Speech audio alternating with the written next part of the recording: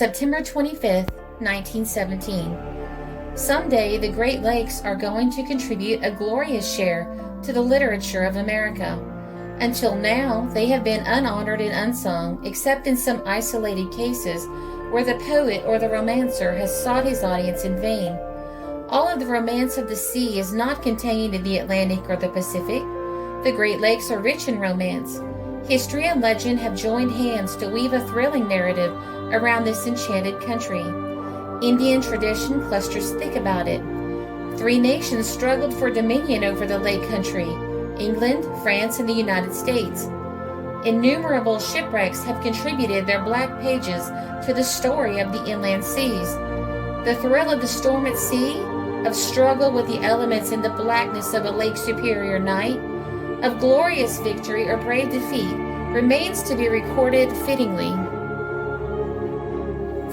What chronicle contains a more fascinating record than the narrative of the voyage of exploration made by René Cavalier de la Salle in his good ship, the Griffin, the first sailing vessel to venture forth on the Great Lakes? In 1679, this ship, captained by the intrepid French soldier of fortune and manned by a merry crew of voyagers, with several Jesuit zealots, sailed the length of Lake Erie, Lake St. Clair, and Lake Huron on a voyage of adventure and discovery. The Griffin was lost on its return voyage. La Salle, who had remained in the North Country, never heard of it again. The first mystery of the Great Lakes had been recorded. Countless others were to follow it, for the Great Lakes hold their grim record of tragedies. It is interesting to note that no similar area of any ocean, if suddenly stripped of its volume of water, would expose to human gaze a larger number of sunken ships or more valuable cargoes than lie at the bottom of these inland waters. A record kept between the years 1878 and 1898 reveals the startling fact that in that period, 5,999 ships were wrecked on the Great Lakes, and 1,093 of those were total losses. The loss of cargo during the score of years was nearly $8 million. Some of these vessels disappeared almost as mysteriously as did the Griffin in the brave old days of exploration.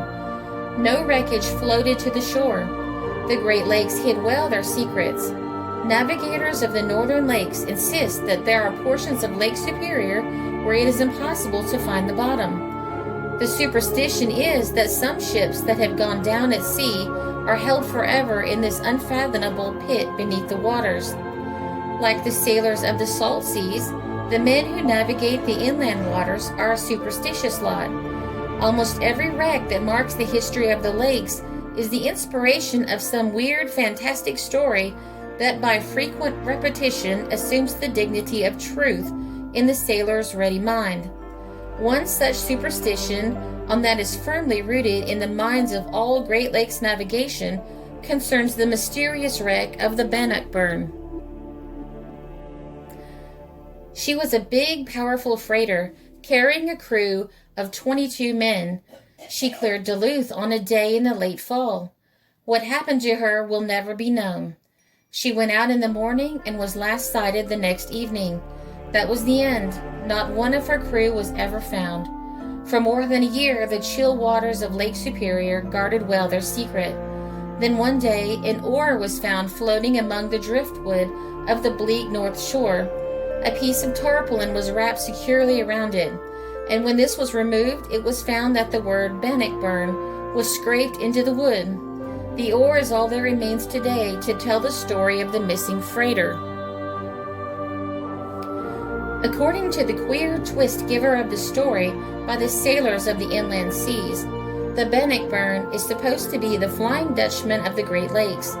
Sometimes at night, when the chill north wind sweeps across the swollen bosom of Lake Superior and the stinging ice devils fill the air, the lookout on some lonely point calls loudly to his companion and points to where he imagines the Bannockburn, all white with ice and ghostly in the darkness, is slipping through the black mystery of the lake. The history of the Great Lakes is punctuated with thrilling narratives such as this. There are brighter chapters that tell of heroic rescues made by dint of dauntless courage and superhuman effort.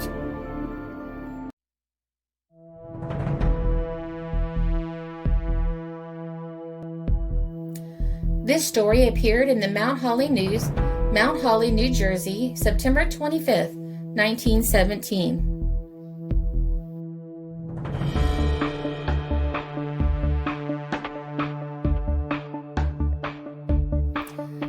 This is a Country Road production because history is fascinating.